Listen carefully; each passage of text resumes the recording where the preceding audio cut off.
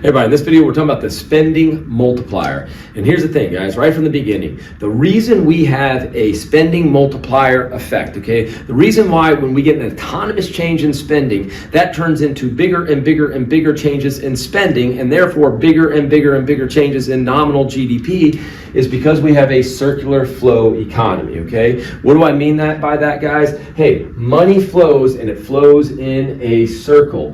One person's spending turns into another person's income, turns into another person's spending, turns into another person's income. So again, when we get an autonomous or initial change in spending, that initial or autonomous change in spending, guys, that gets amplified into more and more and more spending because of our circular flow economy, all right? So let's get to it, all right?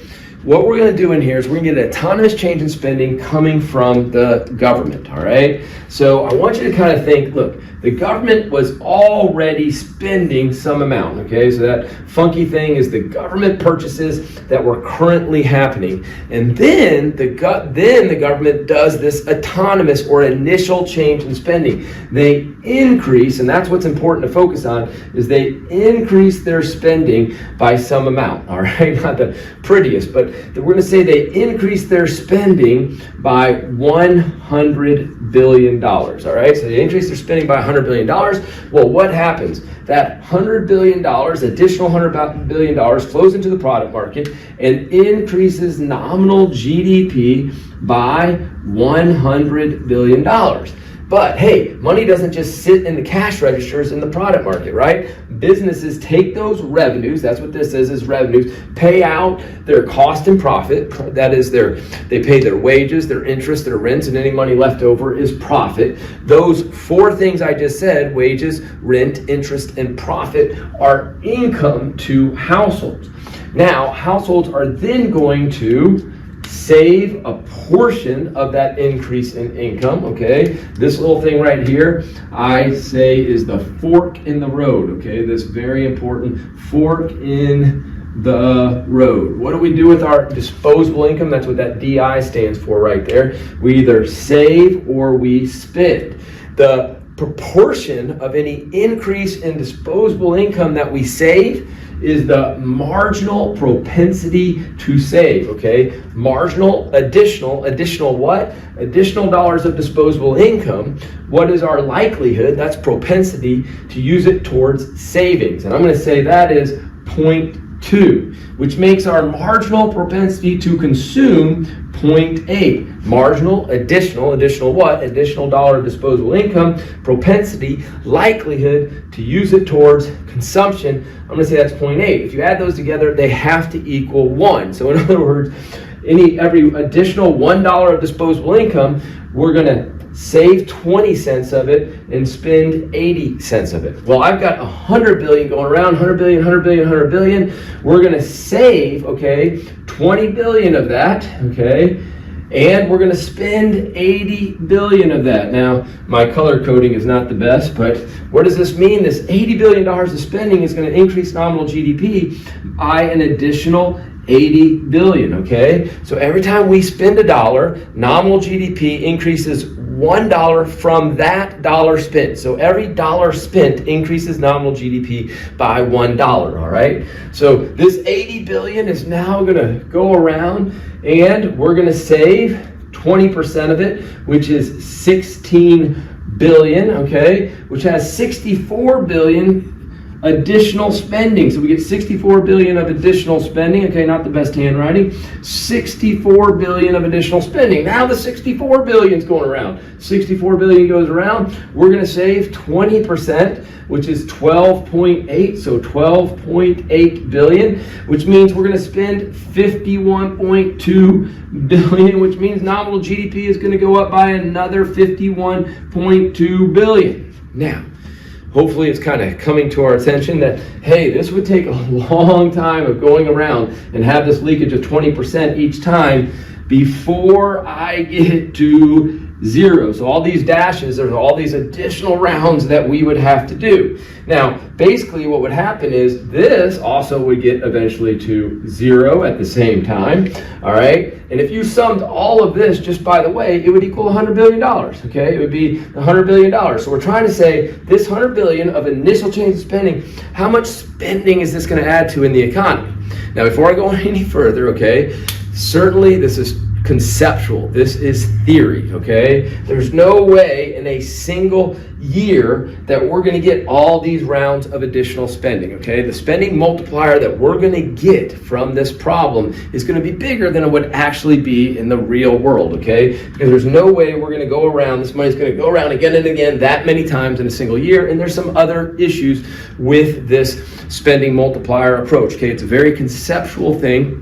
From this particular video, just our first intro into the spending multiplier, I just want you to know that why is there a spending multiplier? The reason why initial changes in spending get multiplied into more and more changes in spending is because of the circular flow, okay? Now, we're not going to do all those rounds and add all of that up. That would take forever, just about, okay? So the good news is we have a formula. So what is our formula? Okay, the spending multiplier, often titled the simple spending multiplier, because it's a very simple approach to this, okay, is 1 over 1 minus the MPC. Now, I don't really love referring it to it that way. I like to refer to it as 1 over the MPS, okay? So the MPS is equal to 1 minus MPC, because like we said earlier, MPS plus MPC equals 1, and so that means this is the same as that. Why do I like this? Because it doesn't feel so memorized to me. Now, why does that mean? What do I mean by it doesn't feel so memorized? To say this is the spending multiplier feels very memorized. But here's what I can understand. The MPS is our leakage away from spending. It's the thing that's hurting the spending multiplier, right? This represents the leakage away from spending. If the MPS gets bigger, our spending multiplier is going to get less, right? We're going to get less multiplication from our spending. This is the thing that's hurting our spending multiplier. Well, if I take the inverse of the thing that's hurting spending, I get the spending multiplier. That to me can make some sense, okay? The inverse of the thing that's hurting our spending. So anyhow, I like to think of it that way, okay? 1 over MPS, you choose how you want to think of it.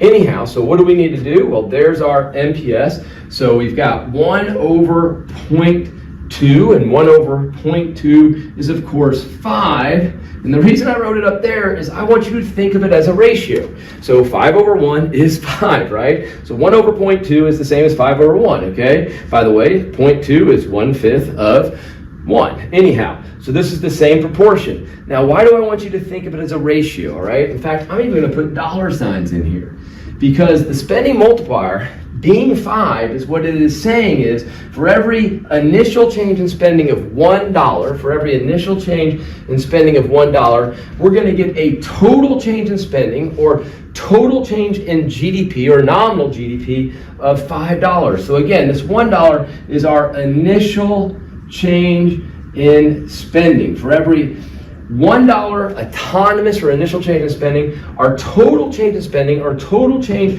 in nominal GDP, so total change in spending or nominal GDP is going to be $5. So in this particular case, we had $100 billion autonomous change in spending, right? We spent $100 billion. Well, that $100 billion is our initial change in spending, right? So let me just kind of do it here. So if this is 5 and this is 1, for every $1, we get $5 of total change. For every $100 billion initial change in spending, we're going to get a total change of $500 billion. There you go.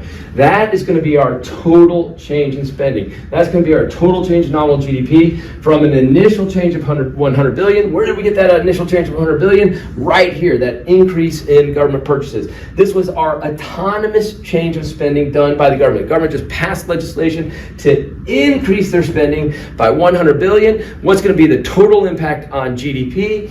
Use our spending multiplier. Understand that 5, we'd say the spending multiplier is 5. That is actually a ratio, 5 over 1, of course, right? And so for every $1 initial change, we get a total change in spending of $5. Guys, when we get an initial or autonomous change. You use those you could use those synonymously, okay? Initial, autonomous.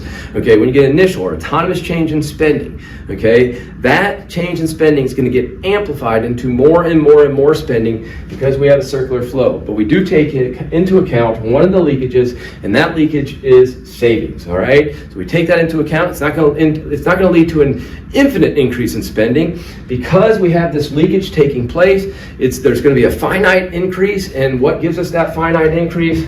The spending multiplier. Anyhow, hope that made sense to you. It gives you context for what is the spending multiplier. We'll see you in the next video.